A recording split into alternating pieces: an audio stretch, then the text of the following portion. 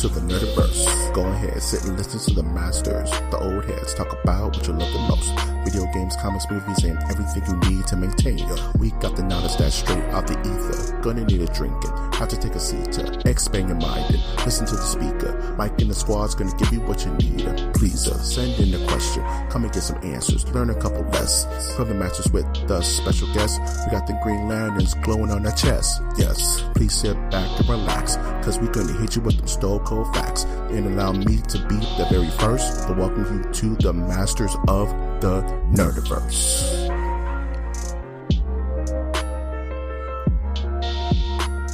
Welcome to the Masters of the Nerdiverse podcast, where we always have such sights to show you. This academic scholar of a podcast can be found on iTunes, Stitcher, Spreaker, SoundCloud, YouTube, iHeartRadio, Google Play, and Spotify. I'm, of course, your host, Mike G. And with me, as always, is the co-host, the Mitsurugi to my Siegfried, Ozzy Austin. What's going on? I'm here. I'm doing things. I've eaten my food. I've drinking my coffee. I am ready for the day. Do you feel like an adult, my man? Debatably. You... Is there such thing as feeling like an adult until you pop out a child? I think that's the barrier of, you're no longer a young adult. You're not a child. The moment you have a child, I don't care how old you are, you've XP boosted to adult. You know what I mean? No joke. I don't care if you're like, oh, it's my 18th birthday. You have a kid. Now you're an adult. You're not a young adult. Spaghetti-O. Spaghetti-Os. I should have disco ducked. Man, prom night. What? What? I don't get that. Oh, the more I think about it, the worse it gets. I'm just thinking about like prom night is probably one of the worst social experiments that just keeps going. You know? I mean, this is true. This is actual What truth. is the actual function of prom night? Outside of people picking their mates. Getting kids to be in one space so they can not drink in front of adults. But that could happen any night of the school year. I mean, yeah, it's something weird about prom night. Like the concept of prom night is like, okay, it's your last year of being in whatever version of the Earth, of the planet you're at. There's some version of prom night, I think, where it's like, okay, we're gonna dress these kids up like adults. We're gonna pair them up and make them have fun and let them go nuts for the night. Like, what do you expect to happen? You know what? I'm actually not too sure. I mean, what's the end game of prom night? I could see like homecoming. Okay, we're playing a big football game. It's a big event. We're all wearing jeans. You know what I'm saying? Like, it's real comfortable. But prom night is like, we're all dressed like we're getting married, right? Everyone's wearing suits and dresses and getting all purdied up. Like the Zoot Suit Riot? You know, the Zoot Suit Riot, man.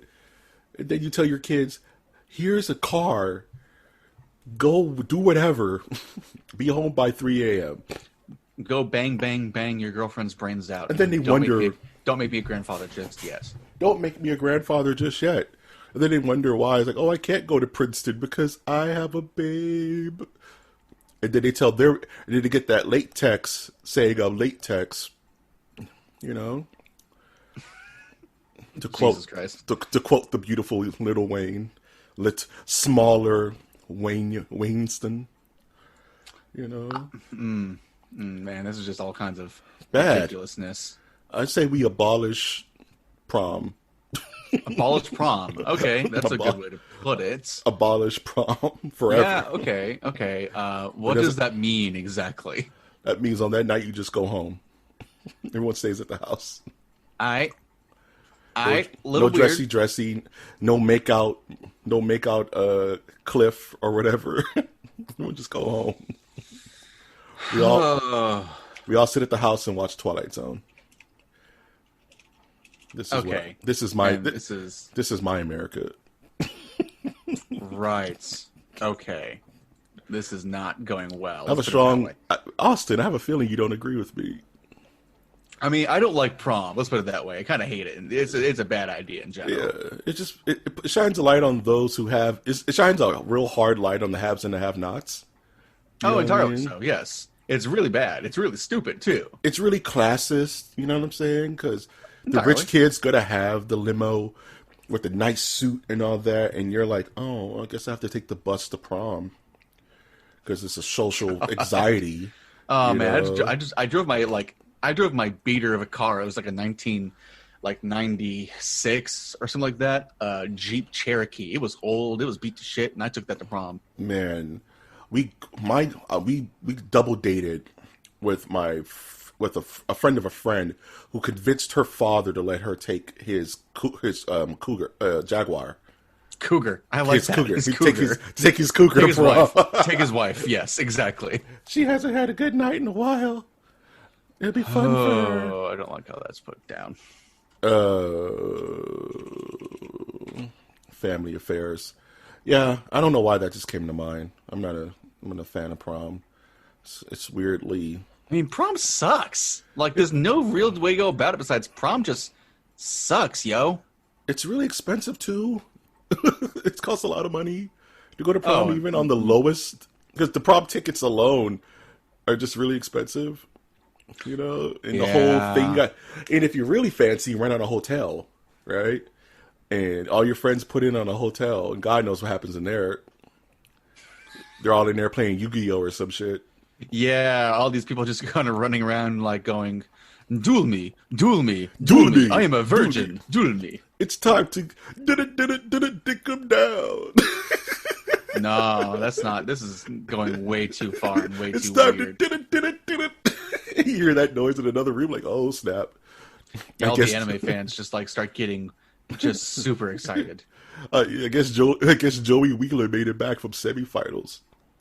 Anywho, let's get off this weirdly odd topic. Dude, you brought it this way in the first place. Like, I brought the train to the station. You said it to take a hard right. You know what? We're just gonna stop the train and walk off. We're gonna Snowpiercer it. We're just gonna Snowpiercer the train. God, I hate that that's a TV series. It's doing really freaking badly. Doesn't make any sense. Anyway, that's a. Have you watched Perry Mason? I have no idea what that even is. So no. It's an old crime drama from like the 40s, 50s, but they redid it on HBO recently. My grandmother used to watch it. I am completely lost. Like, why am I here? Why do I suffer? Why have you brought us here to laugh at us? You know what? On that note, on that full weird problem diatribe, I'm going to ask you the $1 million question. How was your week? My week's been pretty fine. Work's been rough as hell because of a system conversion. So we had different software suites that are converted into one gigantic ERP system. So for people who don't know what that means is, imagine you just have like 10 different softwares you have to work for one day at work. All of a sudden, all of them are now converted into one gigantic software system. What does that mean? Oh, everybody's become very, very, very confused about how to do their job and come to you asking for help. Yeah, you would think that would simplify matters, but it actually makes things more complex because your whole rhythm is thrown off, right? It will simplify things in the long run, but in the short run of things, it's going to get weird and messy. Yeah, the sky's going to be on fire for probably like a couple of weeks until everybody gets acclimated. Oh, Jesus. But besides that, not terribly too much. Playing more Last of Us. I think we're getting close to the end. My wife and I are getting close to the end of the game, finally. Nice. I'd like to finish it soon, because Ghost of Tsushima is kind of looking at me from the PS4 deck, and it's like, come on, let's go. Come like, on. Yes, Come on, Lee. Come on, Lee. My wife is going to play Paper Mario as well for the next, 2 weeks, so that'll be a distraction. Nice. And my dog ate a steak right off the plate last night whenever I wasn't looking. You need to snuff that pupper, dog. Jesus, that's the first time that's the first time that's ever happened to me. Like, honest to God, you need to poop it snoot, dude. God, I'm just snoot poop it. Like, he got a full steak. He's spoiled enough. Well, let's put it that way. He doesn't need anything else fancy for the next 2 weeks. Yeah, he just got his Christmas gift, dog. Yeah, like an early Christmas gift. He just got an early Christmas gift, man. Oy, little pupper, little scamp. Yeah, exactly. Besides that, not terribly too much, and just kind of going through the motions, going through school, going through work, and God, I do not want to go back to work because I'm probably going to go in person back to the office next month. Remember to bring your hazmat suit, bring tape, remember to bring hand sanitizer as like a proton pack just full of hand sanitizer. I mean, they're going to apparently give us like a cleaning kit that they're going to restock every morning before we even walk in the door. They're going to like have the janitorial staff essentially prepare kits for everyone's office that gives us sanitation masks, sanitation spray to put down on our stations, gloves. They're also limiting, like, you cannot have any in-person meetings. All meetings, even if you're, like, next door to them, should be done over the phone / via video call. Mm-hmm. It's like, you know what? I'm okay with that. That works. Can you imagine it's, like, November 2019, and you're, like, a stockholder in Purell, and you're like, man, these stocks ain't hitting anymore, man. Like, I guess nobody wants to have clean hands.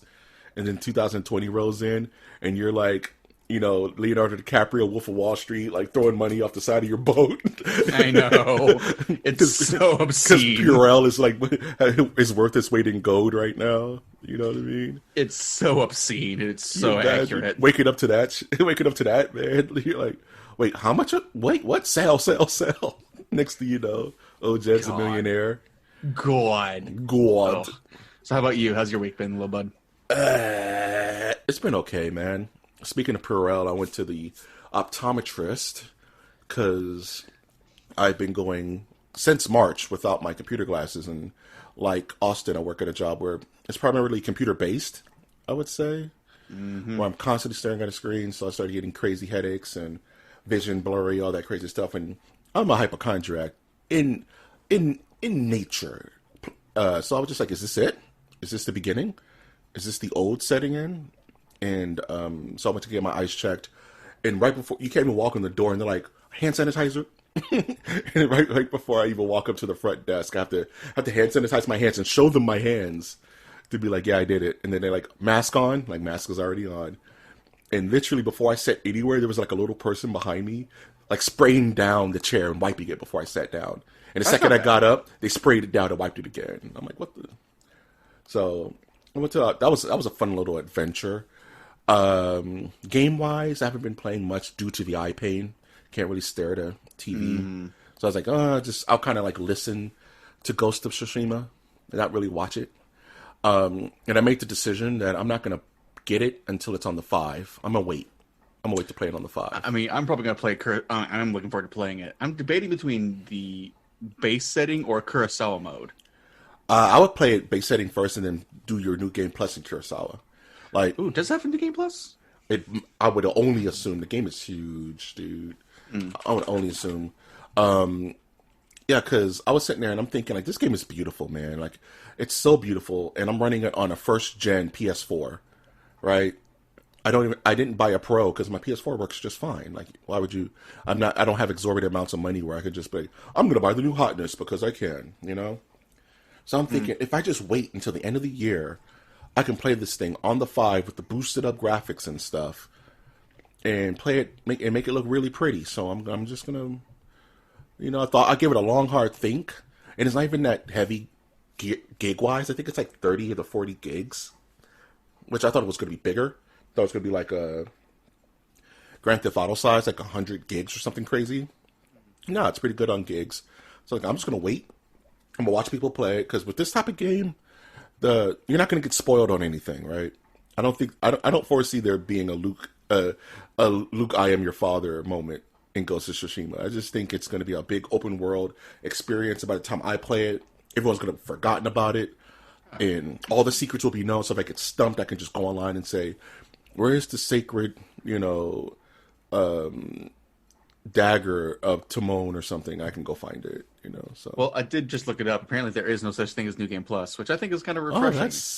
Okay. Maybe it's just New Game Plus is something they usually add later, like Spider-Man didn't launch with the New Game Plus. I mean, I'm fine without it for now because it just means you just had to be more resourceful in the end, which I'm totally fine with. And you have to stick with your decisions, right? Yeah, exactly. But I do know that Last of Us 2 has a New Game Plus. However, I'm not likely to play that again anytime soon. I might just wait till like the upgrade to PS5 and then do the New Game Plus just to compare. Yeah, because I'm hearing that any like what they call threshold title that comes out now, you're supposed to be able to just get on the PS5 for free. That's what I'm hearing. I would really appreciate that because that would actually make things way easier. But it has to be like a threshold title, like games that are coming out now. You know, like oh, you bought Ghost of Tsushima in what July? Okay, you could just download it to your PS5 for free in November.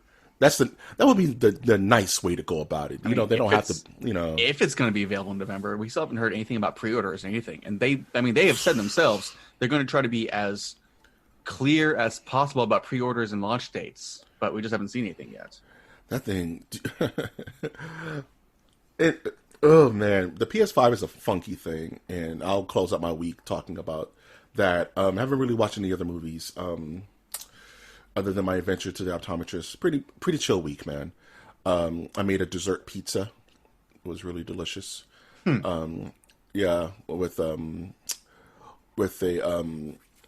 what's it called? You know the Cinnabread from I made like a faux Cinnabread as the dough with like chocolate and white chocolate, and you know it was pretty neat with strawberries and stuff. I made it for my family, so I was just like, hey, family, eat. And then they swarmed it like like ants. You know the fast, the speed up when ants like break down like a fox or something. You see like nature just de-evolve the food, de-evolve the animal to where it's just bone. That's kind of how they did the pizza. But anywho, the 5. I'm always weary about buying first gen products, no matter what it is. Oh yeah. Because I kind of don't want to be on the first gen. Because there's always something wrong with it. But it looks like there's going to be a lot to be worth it, essentially, in the end as well. Cautiously and optimistically, there might be things ready to go right off the bat. I'm hearing that it's going to be backwards compatible all the way back to the 1, dude. I'm hearing some crazy stuff, dude. I don't think that's possible because I'm hearing crazy stuff, man. They had problems with PS3 with backwards compatibility because they needed a larger scope of machine and hardware in order to read that. I'm not sure about it being 100% compatible backwards, but I could see them being up to PS3. That's what I see it as. I would hope up to 2. There's some bangers on 2, dude. I would hope up to 2. Well, the thing is, it's hard to really find a collection of PS1 and PS2 games unless you go to a specialty game store. Yeah. It's going to be a little hard. I mean, shit. I was looking at Amazon. I found a freaking old Power Rangers, the White Eagle Zord from back in the 90s when Tommy became the White Ranger. And I had that thing when I was a kid. It's like, oh, that's nostalgic. How much does this cost? $150? Hell no. Get them. Nostalgia is so exorbitantly expensive to use, man. Speaking of nostalgia, I have a bone to pick with you, Ozzy Austin. Gundams. This guy, this Cadillac of men, and I told him, I said, look, if I fall down this hole, it's going to be a problem. And he said, no, you do it. So it crawled in my head, and I'm on YouTube, and I'm like, I'm just going to watch a quick video, man. It's no big deal. I'm just going to see how it's done nowadays. And my eyes dilated. You think I would have took a shot of opium. I'm just like, oh, what? So 7 hours later, I bought on Amazon all the components I need to get this started. I bought my airbrush. I bought about 50 different color shades. I bought my little light box where I'll be spraying the airplane. I've been using this whole weekend to clear a spot in my backyard to work and film. Oh my God! Really? I've spent more money than I should have. You're clearing space out in your yard to record this? Yep. Oh boy, you went deep in this. I'm telling you, it's a problem. I bought all the little edging kits and tooling kits and you 4 different markers. You got sandpaper. You got nips. Oh, not even markers. I have the dyes. I bought the liquid dye that you dip into the little crevices of the line pattern that give it that edge. I haven't even bought the kit yet. Which kit you gonna go for first, buddy? I don't know. I want to do something really easy because I'm so rusty. I'm 10, 15 years rusty. So I'm thinking about just getting something simple. I'm thinking about just getting maybe a Zeku 1. Oh, that works. something simple that I can mess up on. I'm not gonna go spend $70 on a master grade and ruin it. You know what I mean? Yeah. The question is, are you going to go for 1 over 100 or 1/144? I think I'm gonna go 1 over 100 because it gives me more space to work. Yeah, because the smaller ones are harder to do, in my opinion. 144 scales are just so small that you have to use tweezers to put them together, essentially. Yeah, I don't like it. They're too small. So I always go for the 1 over 100 because I have big hands and I work better with larger scale things. And plus, those look nicer. And you can get more detail on those. So yeah, I don't know what I'm going to do with this stuff other than build my first one in darkness and don't show anyone until it's done. And if I'm back in the rhythm, I don't know. Me and Austin were talking about it. I may just start like a Twitch channel where I just ASMR work on Gundam for like 7 hours and just talked with you guys. And then you like use that same Twitch channel to eventually try to start doing games as well. Yep, and then use that as a segue into games when my internet stops being crap. But yeah, exactly. I blame Austin for this so much. I would say you could also try to get the 160 model. That's a nice little halfway point. That's huge, though. Yeah. It's like 2 feet tall. And the thing is, and you know what's the funniest part? You know the really, really funny part is I have no space for any of this crap. I'm going to give them away. I'm going to build it, and I'm just going to give it away. I have no space. I just want to do it. I need to get it out my system. So I'm going to give it to family members. I may even raffle them on the channel. There you go. You go find somebody who actually wants it.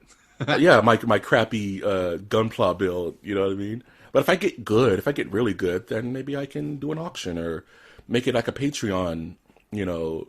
But then again, I can't set that precedent, but then I'll start coming a Gunpla factory. Yeah, that would be a little bit much. And if I get bored and just want to stop, I can because I have a obligation to do it. So I don't know. Anywho, yeah, you want to get to some polls? Yeah, let's do it. Let's get to the polls. I want the world to know copyright infringed. Let's do a poll. So I didn't know this was a thing, but apparently last week, one of the days last week was National Nudity Day or something, National Naked Day, where everybody gets naked. Well, technically, everybody should be getting naked at least once a day to take a shower. You know, at least once a day, right? Even if it's in the quiet confines of your home. I didn't really realize that's a thing, but yeah, it came up on my Facebook feed, and usually I need inspiration to do polls of the week, polls of the day, and I was just okay, I'll work with it. I'll does it, you know. National Nudity Day. Recently in the news, this lady flashed a bunch of cops in like a protest, and they left. That was weird and very very ingenious on the young lady's part. You know, nudity is something that, you know, is a thing. Get naked. Oh God. Okay, so what's the poll, Mike? Just tell us what the poll. I'm just telling the origins of nudity, dog. The origins. So I asked the Nerdiverse, which of these characters pulled off the birthday suit the best? And the options were Dr. Manhattan, oh jeez, the Silver Surfer, which I never really thought about it that way, Wonder Woman villain Cheetah, and of course my boy Bugs Bunny. So I mean, I'm just going to say outright, in my opinion, Dr. Manhattan, because man, he's a sculpted guy. He's a statuesque human, dog. Is he really human anymore? He's not. Is he even alive? He's alive. He's like on the same wavelength of multiple various freaking gods of DC. Does he exist like a black hole exists? Theoretically? Right? Yeah, like Dr. Manhattan's a weird puppy. But the way it shook down is that Silver Surfer got 6.5 of the votes. He was in 4th place. Apparently, he pulls it off garbage. He does wear little invisible tighties, but some artists draw him completely naked. It's weird. Cheetah is a furry. Cheetah is a fur. No, she's not a furry. You can't be a furry if it's your permanent look. She's a furry. And she got 12.9 of the votes. Dr. Manhattan came in 2nd place with 19.4% of the votes. And Warner Brothers owned Bugs Bunny, took it home with 61.3% of the votes. I mean, he rarely gets like fully clothed. Never. He's always naked. He has those gloves on, just as like someone off of a certain channel that you shouldn't be watching. Exactly. What's up, Doc? Dog. And what's funny is the only time he's really closed is when he's cross-dressing. That's actually fair. Mm-hmm. Huh. That's true. Bugs Bunny, setting trends decades before. You know what I'm saying? I mean, that Wagner parody they had for Looney Tunes with Elmer Fudd playing the Viking and Bugs Bunny playing Brunhilde got a Emmy. Godlike, dude. He got an Emmy. That's one of that. Kill the Wabbit is probably one of the most mentally stimulating things I saw as a kid ever. Kill the Wabbit, dog. Yep. It wasn't even funny. It was just epic. There's nothing funny about it. It had a tragic end and everything. And even Bugs at the very end was like, "What do you think this is going to be? A happy ending? It's an opera." You know, I'm gonna watch that later. Kill the Wabbit, dude. He was like, in my magic helmet. Magic helmet. Oh, God, they made that entire thing like to the tune of Ride the Valkyries. I love it, dude. It's so cool, man. You brought back something. You brought back a part of my brain. Anywho, so that's not unexpected though. Like honestly, in general, Yeah, it's Bugs Bunny. And it makes me think, like, do kids even know what the Looney Tunes are? They rebooted them recently, so I'm imagining so at least. Dude, it's just like certain things that stick around forever. Like, do kids know what the Jetsons are? Like the Flintstones? Oh God, I hope not. You know? The Flintstones were an era of their time. The Flintstones, you know? They represented an era of time, and they are Hong Kong Phooey, dog. That one was pretty bad. You know? Jabberjaw, my man. I never saw that one. Apparently, there is a DC Comics Flintstones comic book that is godlike, dude. It deals with like social standards and all types of crazy stuff. Oh no, I know that one. You know what I'm talking about? And Fred's protecting this gay couple because like, yo, my herd, we had the gay couples. They took care of the kids while the rest of the families went out and went hunting and herding. Yeah. It's like, what is happening in this comic? It's like, I love it. It's like it's super so realistic. It's super realistic looking too. Yeah, man. And there's a Snagglebush comic where he's like in 1920s New York, and he's like a hard-hitting detective. Yeah, it's like really good. Oh Jesus! It's supposed to be really, really well written, and I hear that they're actually doing a Flintstones like adaptation based on the comic. I would actually enjoy if I actually see that. I would actually really love that. Here's hoping it goes to Netflix because they can do it well. Here's hoping it goes to Netflix or to Vimeo. What? So speaking of Netflix, let's get into some new stuff. The news. Such as something I really just want to smash and pass real quickly. Mm-hmm. Netflix developing a Bird Box sequel. Like, Why? Jesus freaking Christ. Why? Just let it die. Can we I feel see the same way. I feel the same way about A Quiet Place because that doesn't need a sequel. Doesn't need a sequel. It's one of those horror movies. It's perfectly isolated. Like, let it be. It Follows doesn't need a sequel. Doesn't need a sequel. Let it be. Let it Cabin forever. in the Woods doesn't need a sequel. Doesn't need a sequel. Christ, let it die. Just let it die. Wait 50 years and do a remake. Maybe. That's not a bad idea. Maybe. Can we finally? I bet you what it was is one of the producers was like, "My only regret in life is that we never showed the audience what those weird baby monster face Christ versions of the creature look like. We got to do a sequel to at least show that, guys." Okay, that's all we need to say because I hate Bird Box. It's such a stupid. That's the thing. Stupid movie. They showed the monster on set, and it was so bad that Sandra Bullock couldn't do her scene because she kept laughing at it. It was that bad. I didn't know that. That's the story. That Christ? So they did the test, and they had the stupid puppet show up on screen, and Sandra Bullock looked at it and couldn't do her lines because it was so stupid, and she just was laughing hysterically at it the whole time. And my God! Is there like an? Oh, I just put in a Google image. It looks fucking stupid. Right, dude. I may it's like an old man baby. It's an old man baby, dude. It's so weird. It's like from an Aphex Twin video. You Oh, know? I've seen this stupid looking thing in like memes. This is a real thing. That was what the bird box monster was supposed to look like. Oh, For holy real. crap! They built it has this puppet. Gums. It doesn't have teeth. It just has gums, dude. They built this whole ass puppet, and they trotted it on set, and Sandra couldn't handle it. She just kept laughing, and then all the execs ran into a room and was like, "We got to do something about this." That's How quickly so can you do? compared to like the drawings that were even like on paper and whatnot, look way more horrifying than this. Yeah, the Eldritch horror that guy was drawing. Oh crap! Okay, yeah, they were like, "We just scrap it, just scrap it, just scrap it." All right, we're scrapping this subject. Moving on. But Jesus the puppet costs $13,000. Speaking of Netflix, back again.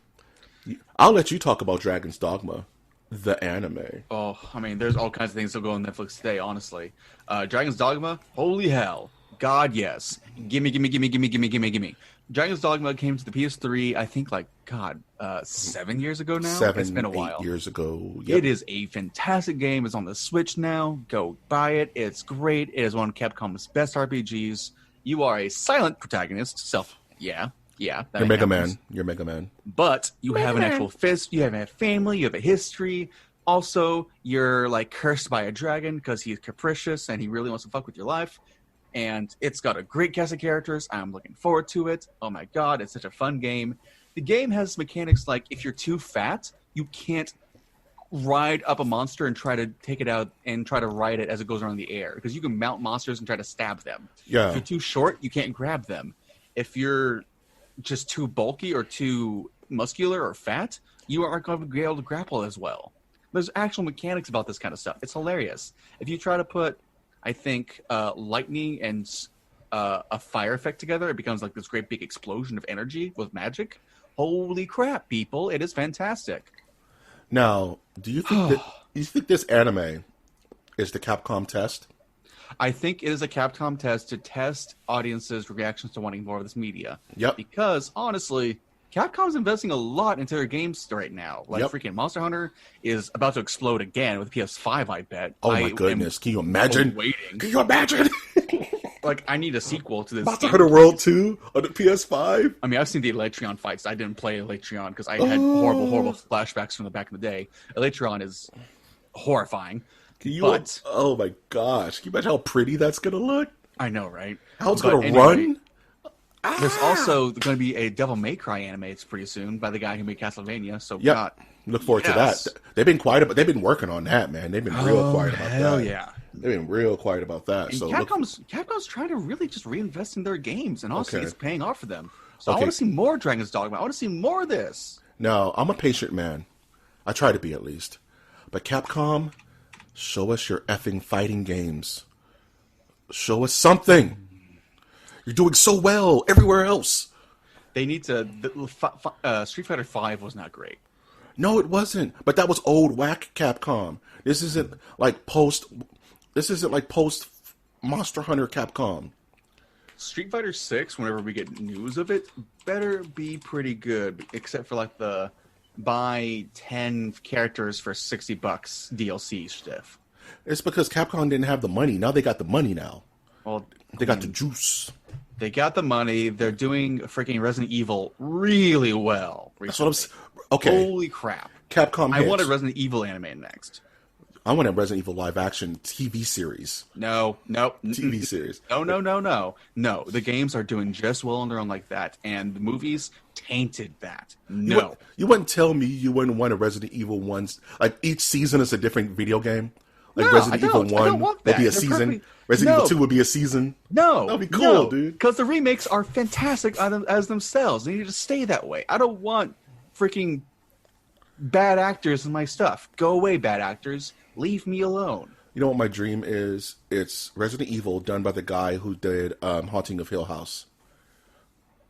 The guy who did Oculus. I think season 2 is going to come out pretty soon for that too, actually. I know, I can't wait. It's The Haunting of Bly House is what it's called, I think. Yeah, it's like I think it's a separate family, right? That guy can do no wrong. I forget the name of that director, but everything he's made has been amazing. It's like whenever you put like certain actors and stuff, they're always amazing. Like Mark Hamill. Like whenever he's in something, he's really good. He just kills it, you know? Like he's Fire Lord Ozai in Avatar, and that took me like years to figure out. To put that together, right? Dude, you're like, wait, what? Oh, yeah. Gosh. You know, Capcom is on a roll. I just need them to tell me something about a fighting game. Like, I don't even care which one. It could be Rival Schools. It could be Darkstalkers.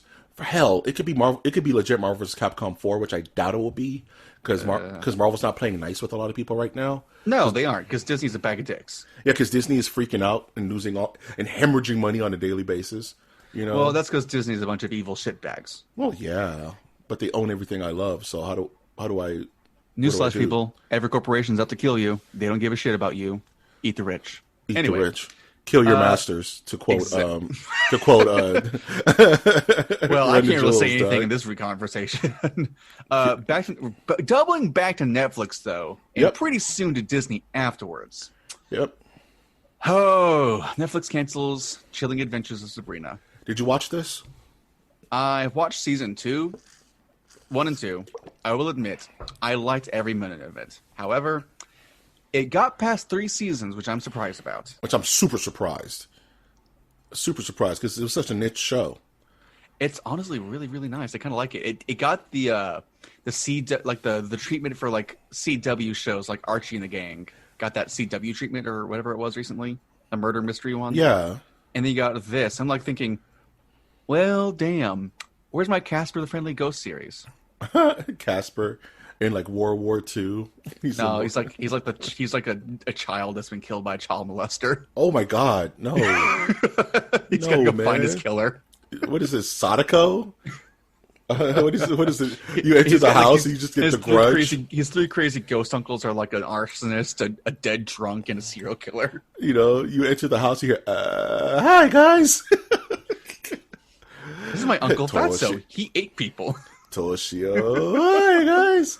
Oh shit! No. Anywho, I mean, I get it. It's what Netflix does. They kind of do this kind of stuff. They got to make room for something new.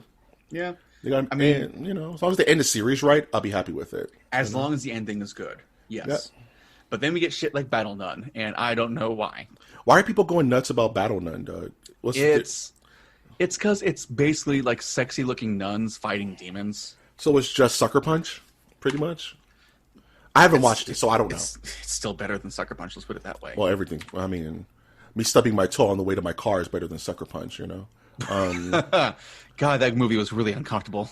Man, that movie was just ill-conceived.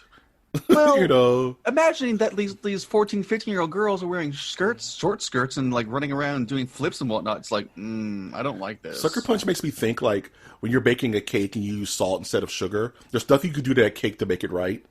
No, not. That cake's wrecked no matter how you pretty it up. That's Sucker Punch. The base Sucker Punch idea wasn't totally crazy, but the execution was just so off. God awful. I got to see that movie for free, thankfully, because I worked at a movie theater during the time. It was like, well, I'm glad I spent no money on this. And that movie has stars in it, dude. It has God, yeah, it does. That movie is loaded, dude. Anywho, Sabrina is done. I watched the show. I followed it. The last season was a little goofy. It was really goofy, actually. I could see that. That last season was so goofy. It was just like, okay, I like the dark, macabre. Like you said, CW with a little bit more bite to it, you know?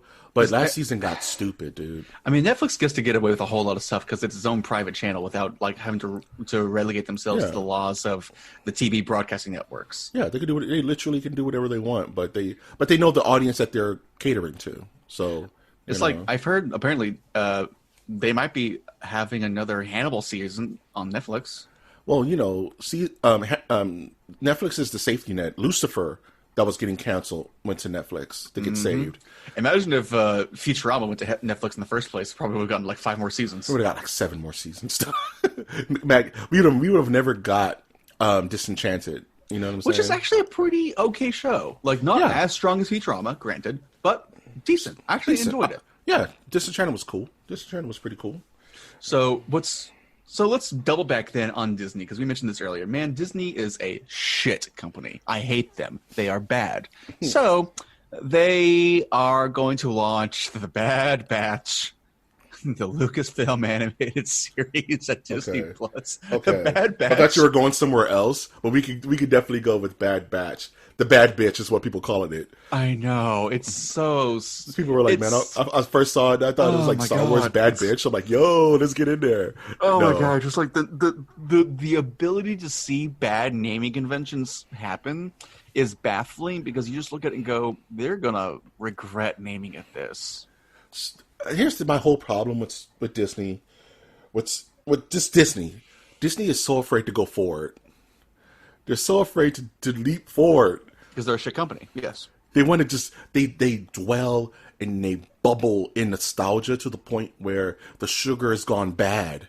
You know, like because Bad Batch is based off of a group of clone troopers. Mind you, we just finished Clone Wars succinctly, right? Clone Wars is done. So that's all the Clone Wars we need for a while. But they double back and do another thing about the clone troopers, man. I'm over it. And of course, this is the same company that made basically the last Skywalker thing with J.J. Abrams, a complete hack. J.J. Abrams is their boy right now, dog. He's a complete hack. He makes bad movies. J.J. Abrams, dog. God, Rian Johnson made such a better freaking movie. Don't get me started on The Last Jedi, man. I've fought and died on that hill and been resurrected. I've tried to watch it. I got 10 minutes in and I stopped. Stopped what? The Last Jedi? Yeah. You didn't like it?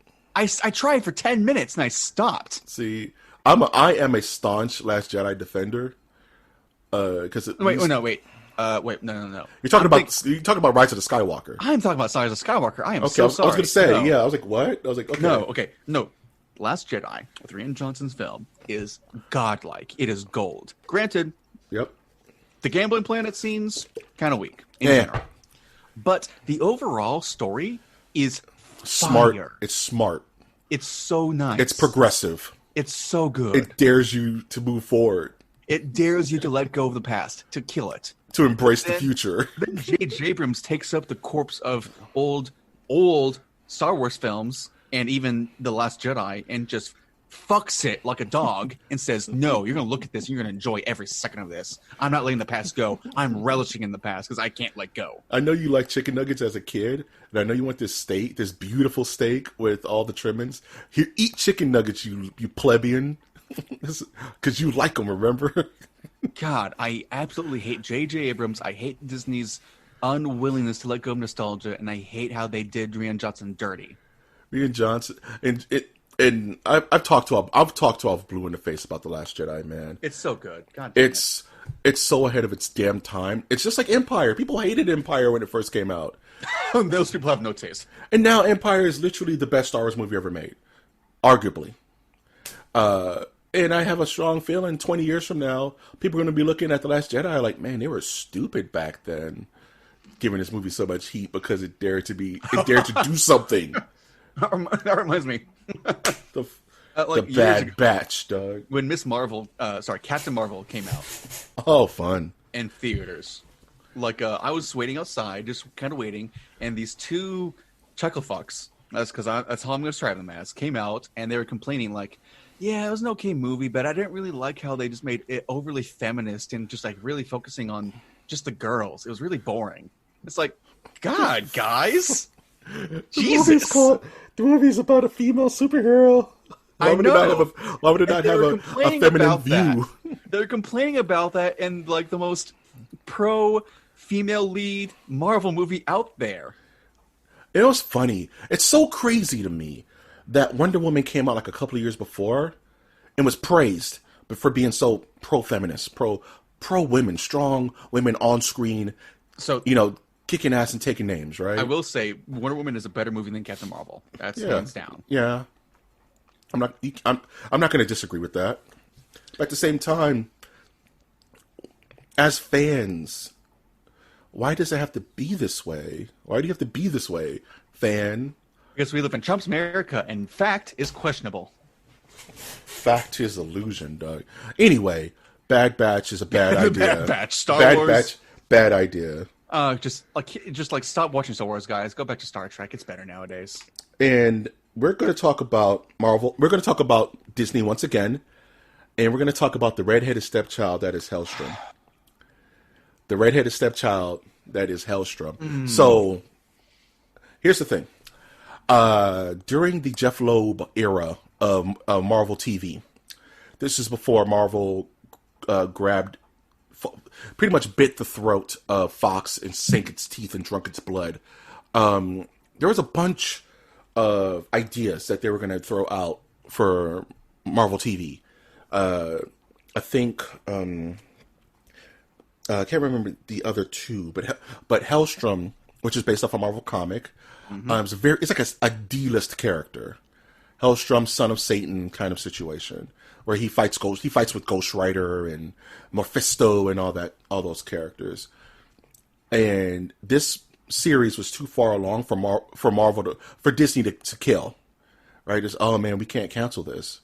We can cancel the bad, Silver Sable idea, right? Or whatever, but we can't cancel this. It's too far along. So we're just going to completely abandon it. We're not going to put any of our branding on it. We're not going to brand it as Marvel. We're just going to put it on Hulu and leave it to die. So my question is, did we really need Hellstrom over Ghost Rider? Because Hellstrom is such a know-nothing character. There's a balance. There's a delicate balance with more popular characters versus less popular characters. Like, Ghost Rider's become a popular character, even in its infamy, due to all the Nicolas Cage crap, right? Ghost Rider is still a household name. So there's more pressure to mess that up than a Hellstrom. What's Hellstrom? What is that? I mean, Ghost Rider is so much cooler than just the son of Satan. But you got to put way more effort into Ghost Rider than you do have to put in Hellstrom. Right? There's no motivation for Hellstrom either. It's like, no, it looks like milquetoast, man. It really does. And this is gonna be like a no-nothing, one season, one off, done. Okay, I'm gonna watch it because I have to, because I want to see if they drop any cool names. I'm just curious because this is not gonna have any ties to the MCU. It's not gonna be part of Marvel's and Disney Plus's grand scheme. Because if they really cared about it, it would be on Disney Plus. Be honest with you. Honestly, yes. I would get more out of watching. God forgive me for what I'm about to say. I'd get more entertainment out of Jared Leto's Morpheus film within the Spider-Verse. Ugh. Oh God, don't remind me of that, man. I'll get more out of that film than I would out of this Hellstrom series. I mean, it sucks because it's pretty much like, and Disney's real good for that. Like, there was this really good horror movie called Underwater with Kristen Stewart. It was like Leviathan, and I'm all for underwater horror. Disney just let that die because it was a Fox thing that was in limbo, So this is another limbo situation where, like, we don't really care about it. We're not going to brand it. We're not going to market it. It's just going to be on Hulu. It's like having one conglomeration take care of all entertainment is a kind of god-awful fucking idea. What are you talking about? I love my OCP overlords. Eat the rich. Eat the rich. Kill your masters. It's not us masters, please. No. I mean the earthly masters. We're a multiversal nerdiverse master. Don't kill us until the very end. We're the anti-spiral. Wait till the very end. Yeah, there you go. We're the anti-spiral, There's a good Save analogy. Us for last, please. There's a good analogy. There Anyway, you go. Speaking of things want to go to HBO real quick, or do you want to go to the video games we talked about earlier? We can finish off HBO.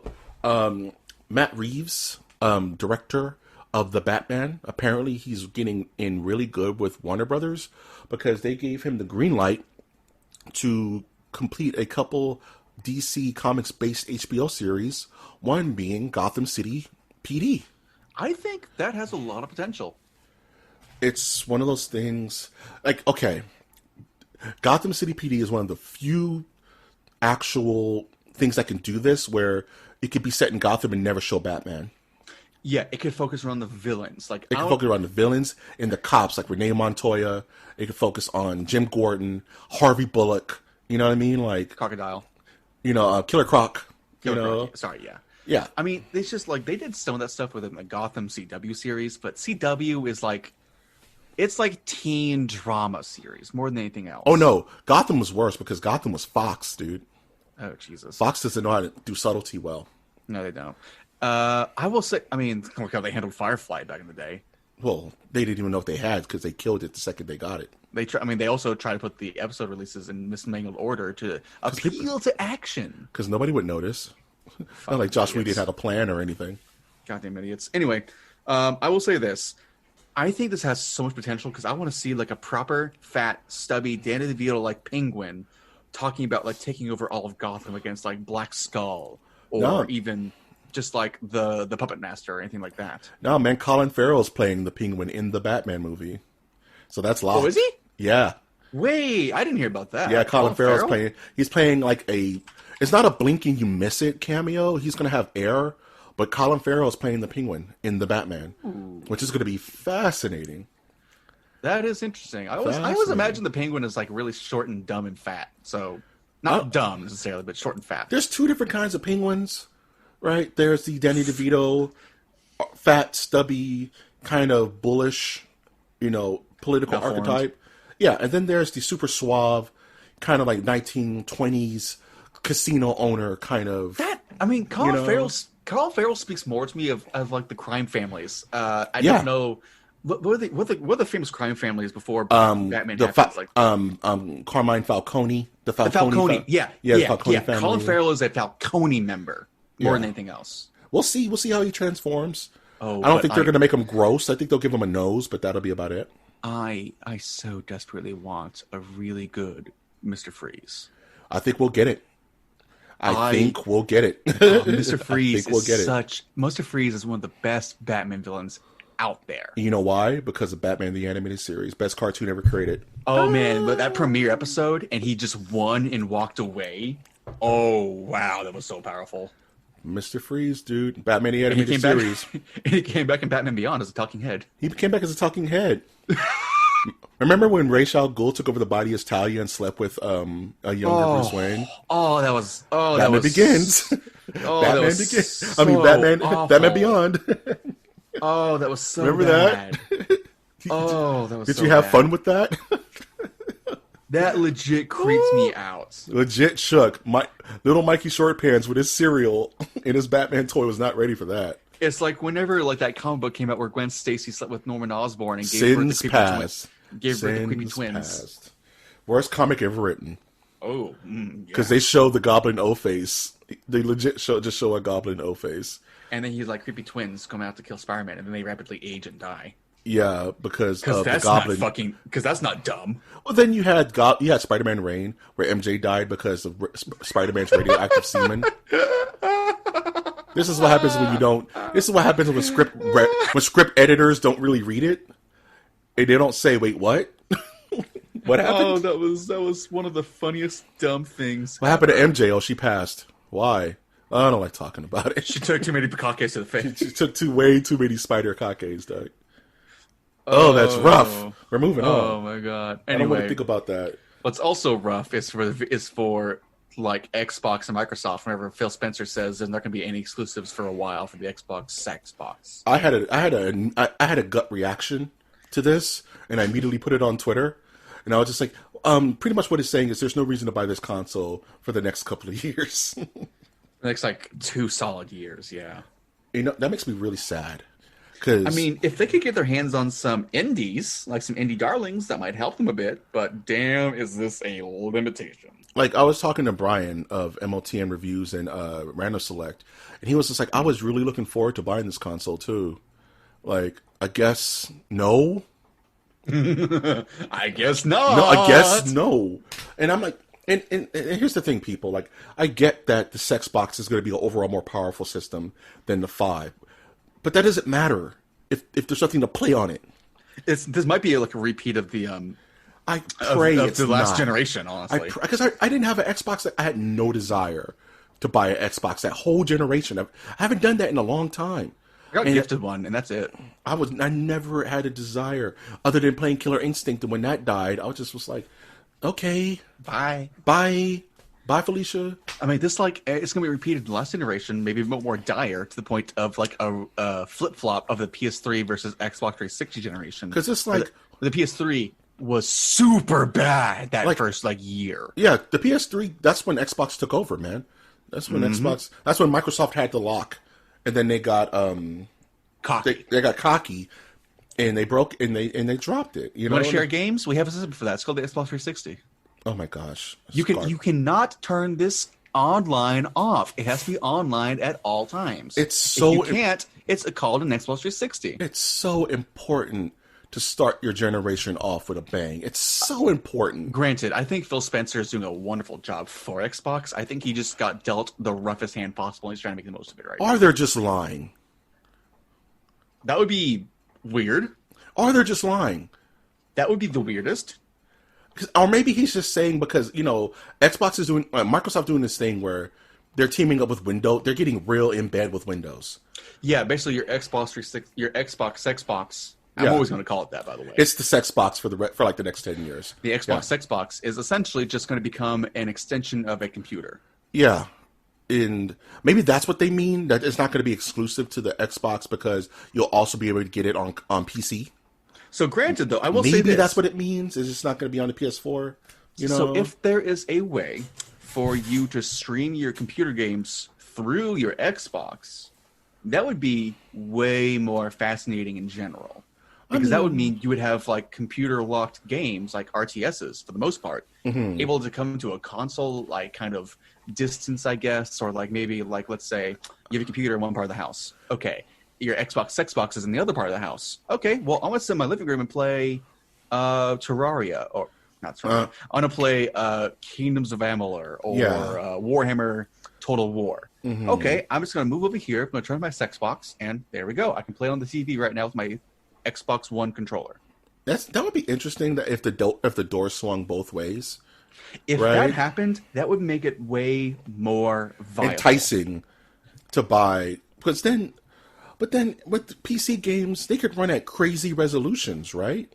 They can, but when the downward spiral to a Xbox. It's a bit complicated, It's a better situation if it's swung both ways compared to just being all by itself with no interconnectivity. Yeah, I totally agree with that. Like this is Microsoft kind of slowly flopping in the middle of the water, while Sony is like kind of standing ankle deep in the water. Yeah, and Nintendo's kind of floating on its own personal. Nintendo's on a volcano somewhere. Nintendo's never has a dog in this fight, right? They're off in the. They're just like watching from afar. They're just kind of going, "That sucks. Sucks for you guys. We're gonna go. We're gonna be over here playing our Monster Hunter Try. Monster Hunter Ultimate, Monster Hunter Double Cross, and Animal Crossing, and Legend of Zelda, and we're just gonna be over here.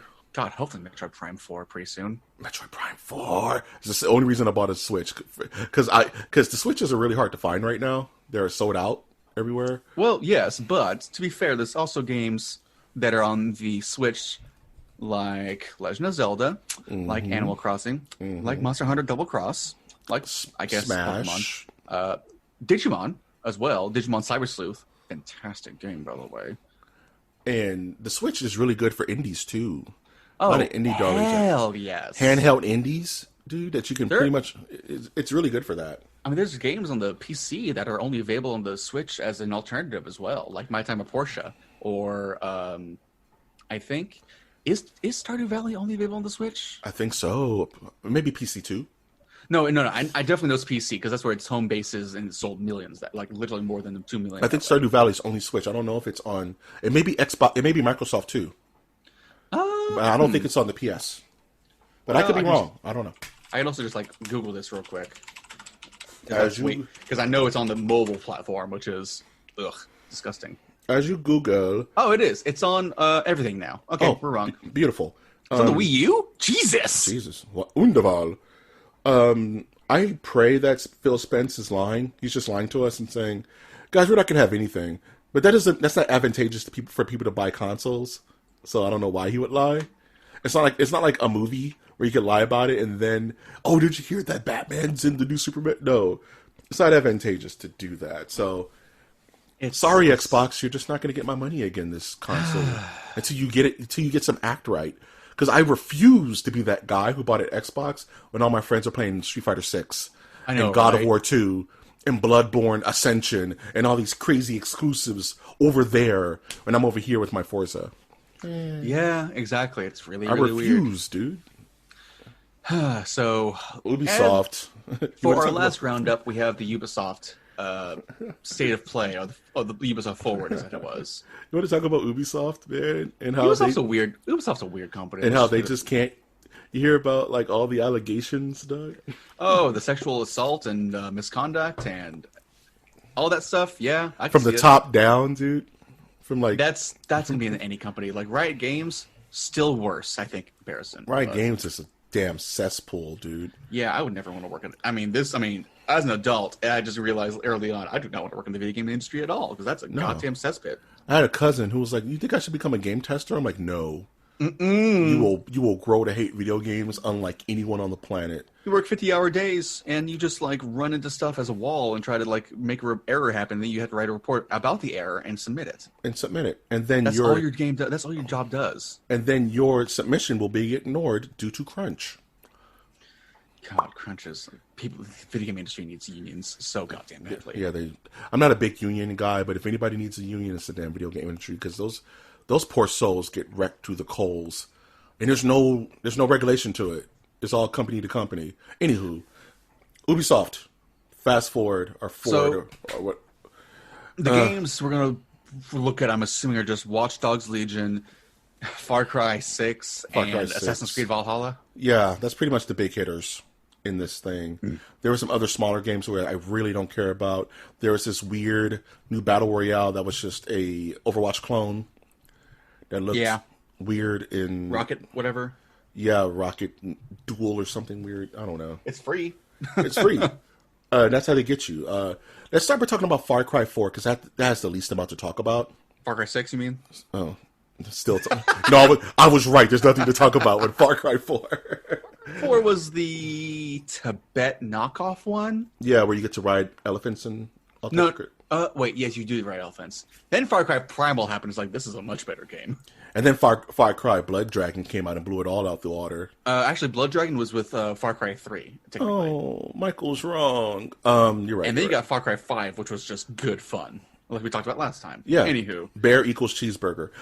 So apparently, Carlo what's his name? Giancarlo. Giancarlo Esposito, I think. Esposito, thank you. Is it Esposito or Esposito? I think it's Esposito. Did you know he was in Do the Right Thing? He is a fantastic actor. Yeah, he was in Do the Right Thing, dude. Oh, that's pretty fantastic, actually. Old ass movie. He was like young back then, dude. Oh God, I watched Galaxy Quest the other night and I found Dwight Schrute in it. Don't you love it when you find stars like that in old movies? And Justin Long, that was his first breakout role in a film as well. Justin frickin' Long. Yeah. So. Then became a walrus. Oh my God! Don't remind me of Tusk. Say his name again. My tongue isn't letting me do it. Giancarlo Esposito, I think. Thank you. From Breaking Bad fame, just has a villain face. This person has a villain face. Possibly going to be playing Norman Osborn in future Spider-Man movies. That's the whispers. You know what I mean? Which I'm fine with. I don't care. But he's playing the titular villain in this new Far Cry. And the thing about Far Cry is they always have these. The villain is the star of the series. The villain's always the star. They're the most charismatic. They have the most lines. They're just the focal point because you're pretty much playing as a silent protagonist, as it were. And he has this big monologue with his kid about how being a leader a leader to a nation has its drawbacks. And this is giant cinematic. We don't see any gameplay, you know. And it's just a whole lot of whatever.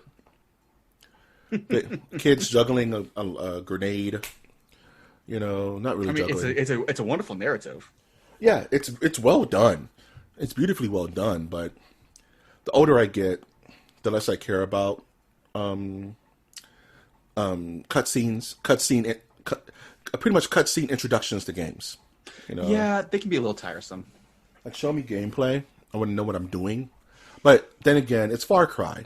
It's not gonna. It's not gonna shock you. It's not gonna shock you, right? Now, if it was like a 2D brawler, I would love that. Can you imagine? That'd be a little weird. I mean, that'd be really weird. But I just turned into an RTS. I mean, it's gonna be Far Cry. It's like those early Assassin's Creed games where they became uniform with each other. They became like It's just all the same start bleeding thing. together, right? Before I think Origins. Far Cry 6 might be that last step they need to break off and become something completely new because they're gonna need to do that real soon. You know what's a real Far Cry? Mars. Just go to space. Actually, I would dig that a lot. Just go to space, dude. I would dig that a whole hell of a lot. I admit. Mars I'm down colonies, for it. dude. I'm down for it. I'm really down for The it. villain is just an alien, Doug. That's adapted our language, dude. Jesus, I love that idea. Yeah, just go to space. Anyway, So, but beyond that is Watch Dogs Legion, which seems interesting. it's a Guy Ritchie movie, pretty much.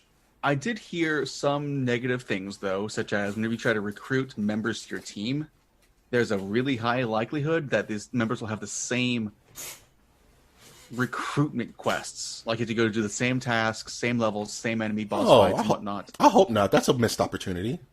Yeah, apparently, like, hope because so many of these characters aren't really unique. They're just like variances or randomized characters. Like palette swaps and stuff like that? Not palette swaps entirely, but more like color swaps, skill swaps, voice swaps. Like you use like randomized generators of these characters. I mean, you can only have so many. I would think like in story mode, it would be one thing, but once you beat story mode and you're going off to do the random fetch quests after you beat the game, that's one thing. I can accept that. But in story mode, they should all be in unique, experiences. Well, they should be, but I think Ubisoft is going too broad, so it might be limiting in that way. I hope that would be a shame. That's a missed opportunity. Because the same mission like a little granny is doing shouldn't be the same mission as like a street tough. From They might have the same skill sets. That sucks. This granny is a brawler. I mean, Watch Dogs 2 was way more fun because the characters were, well, more personalized. To me, doesn't this game feel a little too ambitious? Yes, that's the thing. They're choked by their own ambition. Doesn't it feel just like they're trying to do too much? And even now, I don't even think it's a matter of hardware. It's just their internal scope isn't wide enough to pull this off. It's just, I don't think they had enough time to really do what they really fully wanted to do because there's no way to do it realistically. Yeah, like the idea is just so big. Exactly. It's sad, but I think Watch Dogs Legion might be just a mediocre game. It's not a numbered version. I'll give it. And there's something to be said about numbered version versus title versions. Mm-hmm. Yeah. Numbered versions mean something in the video game industry. Well, it really does depend because, like I said earlier, Far Cry Primal was, and to me, much more enjoyable than Far Cry 4. But I think, wasn't Primal made with the B team, though? It wasn't made with the A team? I can't say. I did not know anything about it, but they function very, very similar. I mean, yeah, it's like, and I hope and I pray that Sony brings back the Infamous series, because I love Infamous.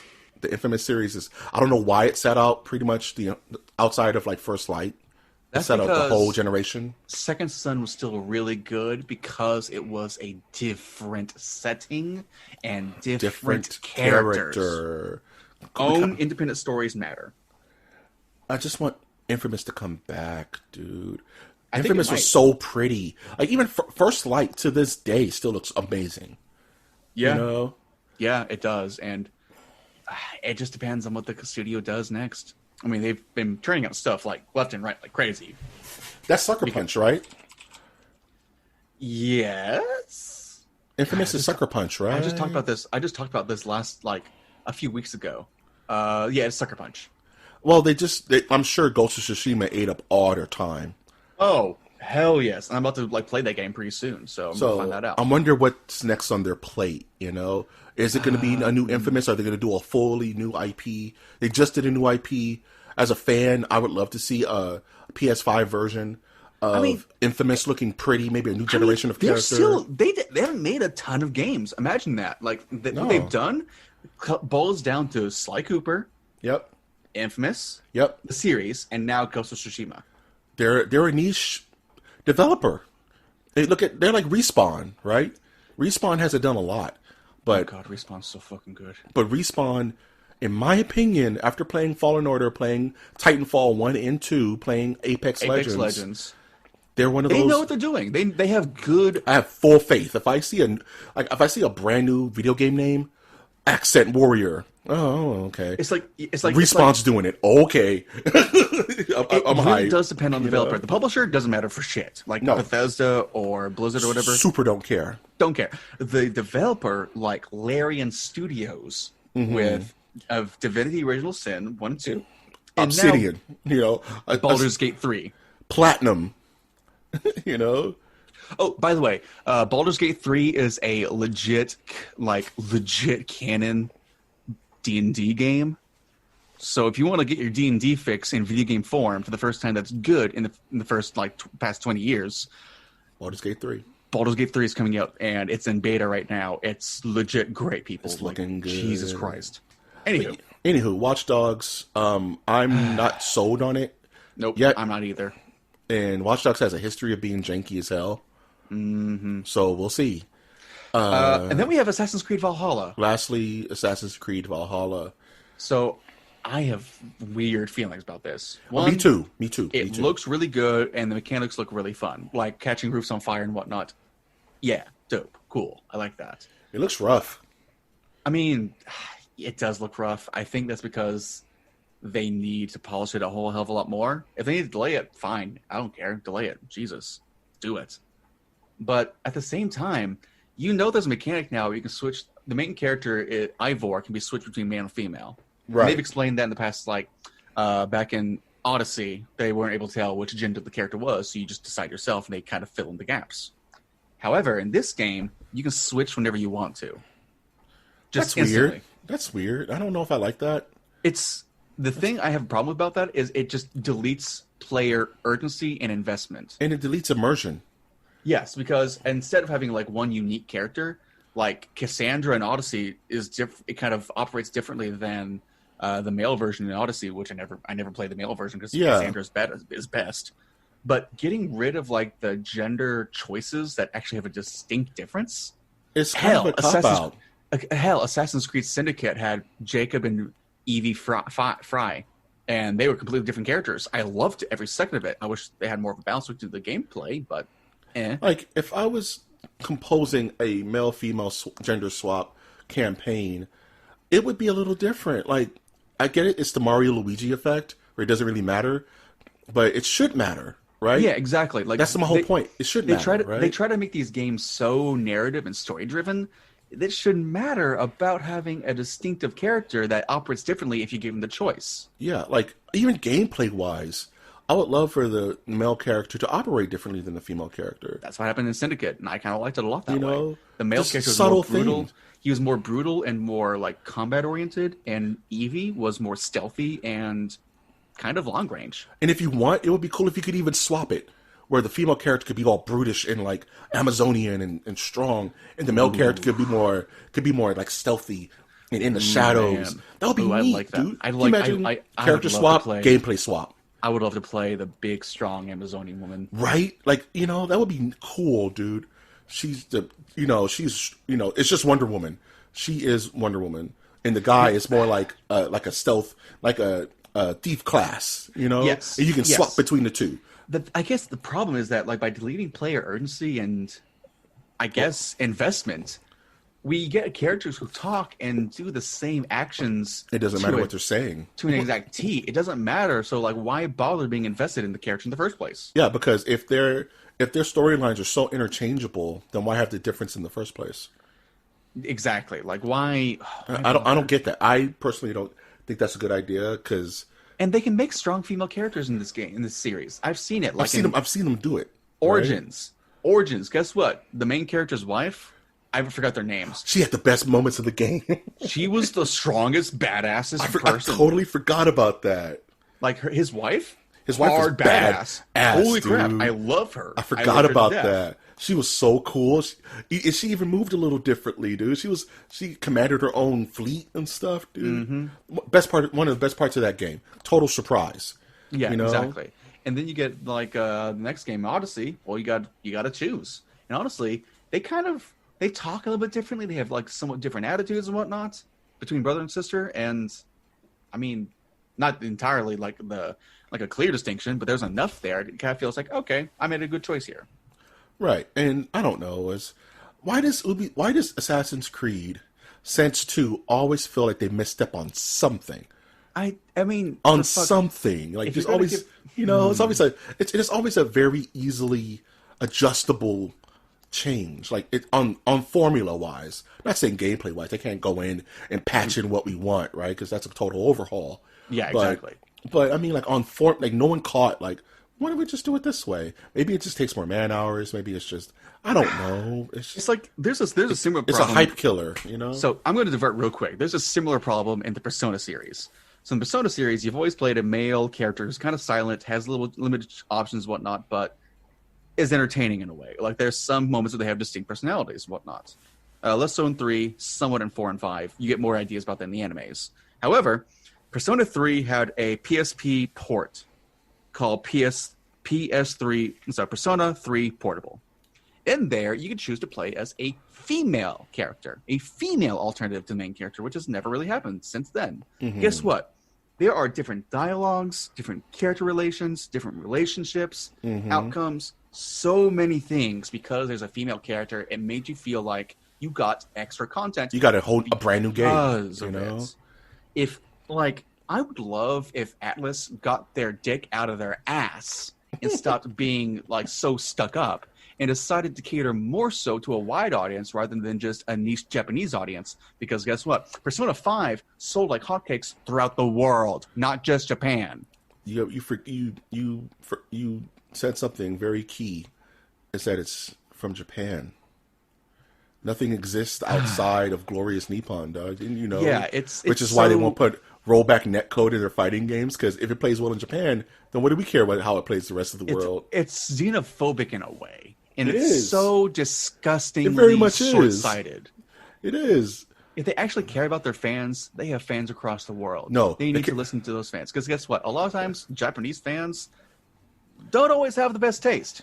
Because, God, am I sick? Am I absolutely sick of cute anime waifus everywhere? Hey, they do care about their fans. They care about their Japanese fans. I can't tell you how many times I look at my phone. I get bombarded by text and freaking adverts by Chinese and honestly Chinese and Japanese games. They're like, cute anime waifu shooting guns at big strong villains. See, Austin, if you don't stop, MOTN is going to become some VTubers, and we're going to be cute anime. That'd be goddamn terrifying. Salmon waifus, dude. That'd be goddamn terrifying. That's what's happening with our voices, but in the cute anime body. Disgusting. 1 million subscribers. 1 million subscribers. Just go to that VTuber scene where they just go back to Grand Theft Auto. Yep. That's us. That's us. Say the word that you can say, but I can't. I won't. How about that? I won't. That clip is hilarious. One last thing about Assassin's Creed. Yeah. Do they even care about the future stuff anymore? I didn't play Odyssey. No. Do they even care about the future threat anymore? No. It's just a way to self-insert back to their history. That's my biggest gripe about Assassin's Creed is they totally abandoned that B-side, which is the most fascinating part about it. That is like, this is a future simulation. And like, no, this is just the past now. I think the last time the future mattered was in Black Flag, where there's a god trapped in the machine essentially, and her servant, who has been reincarnated multiple times throughout history, is a part of the game, fighting with you and against you at the same time. That's the last time I think the present future mattered. The most fascinating part about Assassin's Creed, they pretty much literally die on the vine. God, that bothers me the most. Because sure as hell, there's no through line with, what was the main character's name? Desmond? Yes. Desmond is not Norse, on any level, so it can't be his same bloodline, right? They kind of made sense with him being slightly Middle Eastern, East European kind of heritage, so he could fit literally anywhere. It makes sense. But they got rid of his bloodline entirely. Yeah, they killed him off. Spoilers. And pretty much buried that entire... Because my whole reason I like Assassin's Creed, for the promise that one day we're going to get modern day Assassin's Creed. and it's going to be Desmond as the assassin, right? Well, you already have that. It's called every crossplay event in For Honor and Far Cry with Assassin's Creed. Oh, and don't forget Final Fantasy 15 Assassin's Creed mode. You just made me so mad. There was an Assassin's Creed event in Final Fantasy 15. I'm not fucking joking. I know there was. It was stupid as hell. It was so god awful. I'm not even going to talk about the Assassin's Creed event in Monster Hunter. Well, oh god, there was? Yeah. What? I got my Altair skin in Monster Hunter World. Ew. Apropos of nothing, at least The Witcher one had a storyline. Had a Spriggan. garbage monster, but had a storyline. You got an ancient Spriggan here. I got an ancient Spriggan here. I hate portals. Another world. Okay, random thought, and back to Ghost of Tsushima. And this was actually a poll of the day, but I just wanted to ask you, what random character from history do you want as a DLC for Ghost of Tsushima? Oh, right. I mean, I would like Genji Miyamoto? No. Monogatari? No. I think it's Miyamoto. Or Minamoto. It can be fictional too, as long as it's within the as long as it's within the What about Ben K, the warrior monk? Okay. I think it's a big. I have to look this up now because it's been so long. Yeah, as long as it's within feudal Japan times, it'll fit. Yeah, it's Ben K, the warrior monk, the guy who's like on a bridge telling people he's going to kill them if he crosses the bridge and he takes their weapons. What an asshole! He was a monk. One good one I saw is that people want the Ninja Turtles from Ninja Turtles 3 to be playable in the game. So I've been seeing Twitter has been blowing up about Rise of TMNT. Is it tight? It's looking really tight. I heard the animation is godlike, but just the designs are god awful. I've seen like Twitter videos, and it's really crisp and hype, and I don't know what to feel. I hear, and that's the one where Ralph is the leader. Is that the one you're talking about? I think so. Ralph's like he's the biggest one. He's a huge turtle, right? Yeah. And Donnie has like all kinds of tech gadgets. He's like really skinny and weird. I hear the animation is so good, but the character designs are so off-putting. You really got to just get used to it. And same with Thundercats Ho. I heard Thundercats Ho has amazing animation quality, but the designs are so garbage people can't look past it. And honestly, I don't really like Raphael that much. He's just too angry. Who's your favorite turtle now? Go. Michael. Oh, damn it. Everyone always says Michael or Raph. I mean, for me, it's like Mikey or Donnie, honestly. Like, Leo's okay, but he's just too... Leo's the best. I would not have you besmirch the name of Leonardo. Raph is just too angry and too pissed mad to deal with. I don't like Raph because he besmirches the decrees of the turtles, dog. Yeah, he's just a little too much. He's too much. He's too moody. Yeah, it would have been better if they made all the turtles different species, honestly. And there's what sucks is they could never do that because the turtle fans would go insane. Yeah, but imagine if Raph was a snapping turtle. That would make Ralph is a snapping. Like in Michelangelo is like one of those Galapagos turtles. The one, the turtle from Finding Nemo. Right. The chill one. But you can never do that now because you can't be, as Star Wars has told us, you can't change the past. Or you can't make things fun and new. Because people get mad. Anywho, what are you looking forward to, man? Next month is a new Final Fantasy patch. So that's for 14? tight. Yeah. Yeah. It's going to have the next Nier Automata raid. It's going to have next legendary weapon upgrades. It's going to have Become as gods. It's going to have the final story patch to Shadowbringers, apparently. Like, the Shadowbringers story will be done. Interesting. Dude, I'm so behind on 14. Yeah, you are. I'm so mad because 14 was such a failure. Because I jumped back into 14 and I finished Stormblood. Well, for a little bit, yeah. I jumped back in for a little bit and I finished Stormblood. And I bought Shadowbringers, so I just own Shadowbringers. But Mike, what are you doing? I don't have a free company. The free company, get into Shadowbringers. I need a free company. It is the best. Playing by myself is too boring, man. I played through all of Stormblood by myself because I couldn't get into a free company. Okay. And it was sucked playing with plebs, dude. Okay. I was so bored out of my mind. There are such things as free company recruiters and recruitment pages.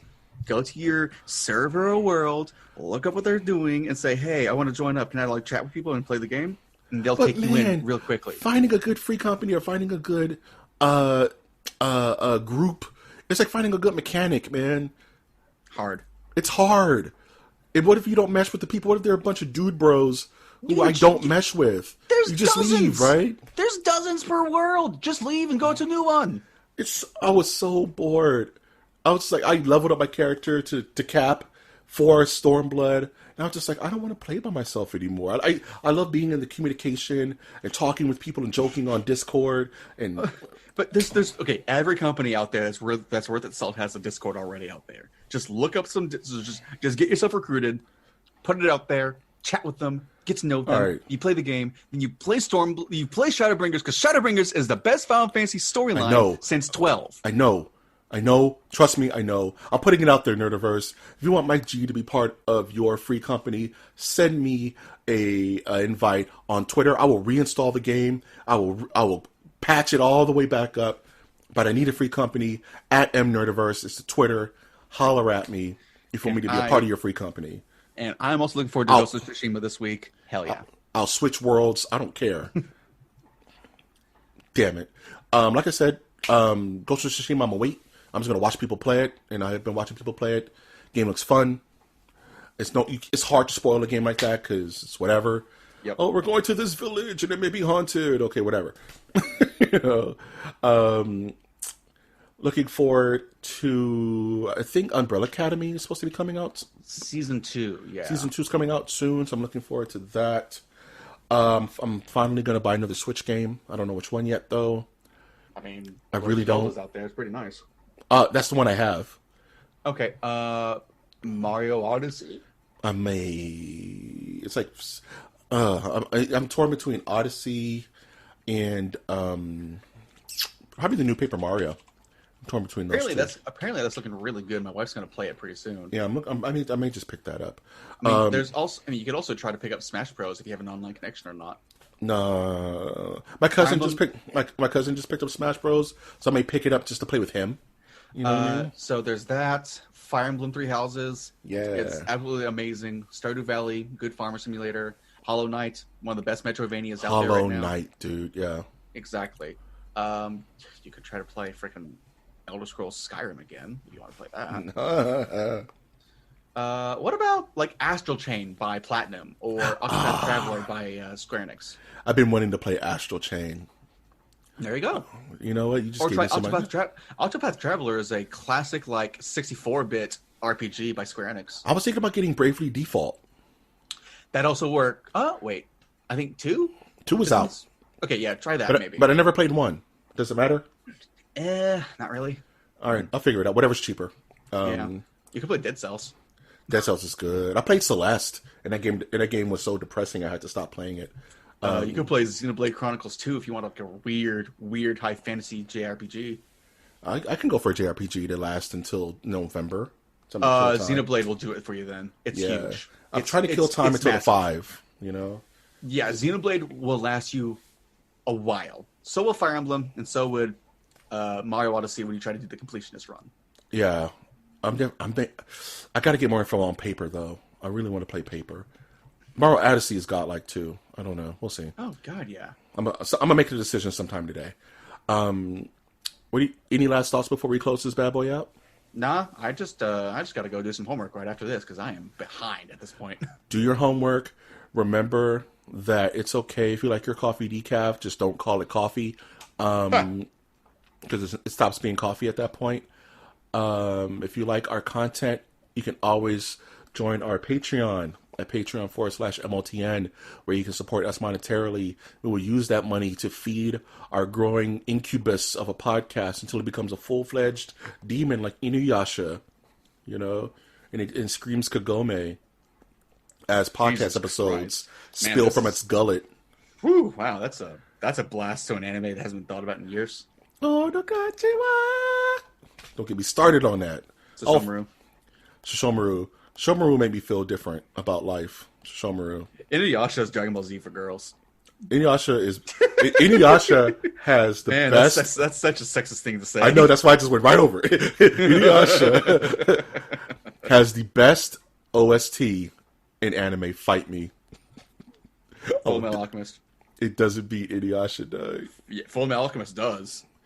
You mean brother? Are you talking about Brotherhood or old school Full Metal? Both. Both of them have amazing OSTs. Oh, fight you. We're gonna argue off camera on that because I got like 10 intro and outro songs from Inuyasha that legit will make me want to just start an adventure.